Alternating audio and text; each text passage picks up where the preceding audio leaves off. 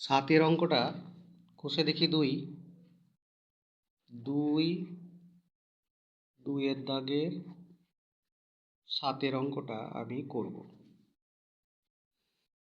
First পার্টটা এইটা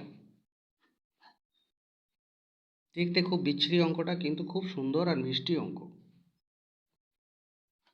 দেখো, এইটা একটা ফার্স্ট পার্ট, তিনটে এরকম অংশ আছে। দেখো, এই অঙ্কটার তিনটে অংশ আছে, এই একটা, এই একটা আর এই একটা। আমি প্রথম অংশটাকে করছি, এই অংশটা। এরকম এক্স এর মাথায় এ আর এক্স এর মাথায় বি থাকলে বিয়োগ হয়, x to the power a minus b. এটা ফর্মুলা। যেমন এক্স এর মাথায় 5 আর এক্স এর মাথায় 7 থাকলে কি হবে, আমরা লিখবো পরের লাইনে এক্স এর মাথায় 5 মাইনাস 7 সমান x to the power minus 2। এটা লিখি, এটা সূত্র। আর এইটা যেমন গুণ চিহ্ন ছিল, এক্স এর মাথায় এ আর এক্স এর মাথায় বি ছিল, বিয়োগ করে লিখেছি। এটা ভাগ থাকলে বিয়োগ হয়। গুণ চিহ্ন দিয়ে এ প্লাস বি আছে, এটা লিখে দাও, a square plus a b plus b square. এবার দেখো, পাওয়ারের পাওয়ার গুণ হয়, x to the power 2 to the power 11 আছে, তাহলে পরের লাইনে হয় এক্স টু দি পাওয়ার 22। ধরো এক্স এর মাথায় 3 আছে, তাহলে এখানে এক্স টু দি পাওয়ার 5 হবে না এক্স টু দি পাওয়ার 6 হবে, এই দুটো গুণ করতে হয়, পাওয়ার দুটো গুণ করে 6 হয়, 5 নয়। তাহলে এক্স স্কোয়ার আর এক্স টু দি পাওয়ার 3 থাকলে এক্স টু দি পাওয়ার 5 হয়, এই দুটো যোগ হয় আর এই দুটো গুণ হয়। এটা ঘাবড়ে যাবে না, এটা ঠিক করে লিখতে হবে। পাওয়ারের পাওয়ার থাকলে গুণ হয়, 6 হবে, আর পাশাপাশি থাকলে 5 হয়। কখনো সময় 5 হচ্ছে, কোনো সময় 6 হচ্ছে, গুলি ঘাবড়ে যাওয়ার হাজারো উপাদান।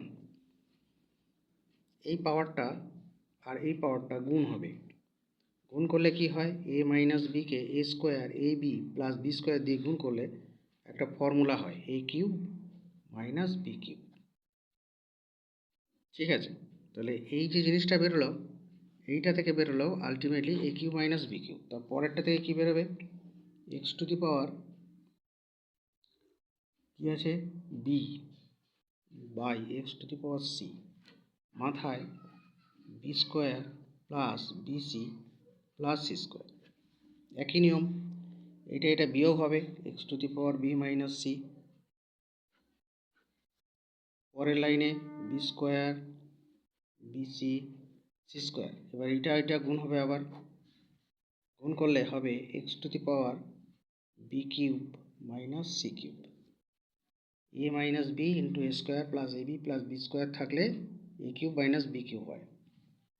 পরেরটায় হবে x to the power c by x to the power a to the power c square plus ac plus a square. এর ফলাফল কি, নেক্সট এইটা বিয়োগ হবে, সি মাইনাস এ ইন্টু এইটা c square plus ac plus square. তাহলে এটা কী বেরোলো, x to the power c cube minus a cube হলো। বাহ, এবার এই তিনটেকে কাছাকাছি লিখতে হবে, 1 2 3, নির্ণেয় সরল ফল। এবার এই কোয়েশ্চেনটা লেখো, কোয়েশ্চেনটা লিখে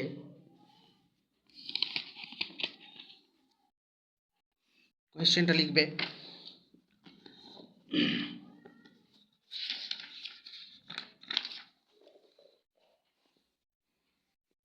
কোয়েশ্চেনটা লেখো, এটা লেখো, লিখে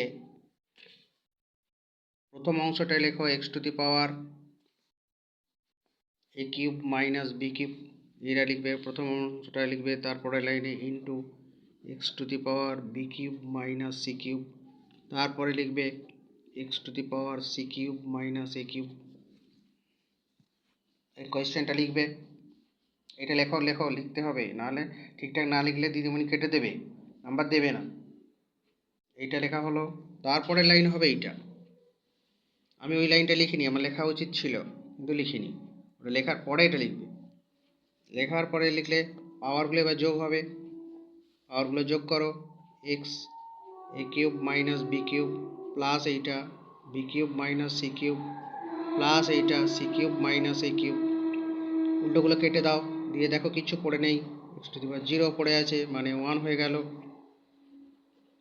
তাহলে ওই রাশিটার মান 1 হয়ে গেল। এই জিনিসটা আরেকবার বলে দিই, একটা জিনিস খেয়াল রাখতে হবে, x to the power 3 to the power 4 আছে, তাহলে তোমরা লিখবে x to the power 12, x to the power 3 into x to the power 4 মানে লিখবে x to the power 7, x to the power 4 by x to the power 3 তোমরা লিখবে x to the power 4 minus 3।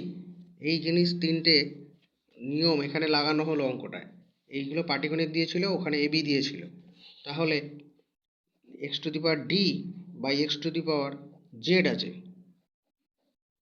তোমরা লিখবে x to the power b minus z, এটা লেখা যায়, দরকার পড়লে আমরা এটা লিখতে পারি, এই ফর্মুলাটা ওখানে লাগানো হলো। এর মাথায় যদি এম থাকতো তখন এটা এম হতো এরকমভাবে, তখন x to the power m into b minus z, ফর্মুলাগুলো সব মাথায় রাখতে হবে, বিভিন্ন জায়গায় কাজে লাগছে। আচ্ছা, হয়ে গেল। এবার 3-এর দাগের এক একটা করি।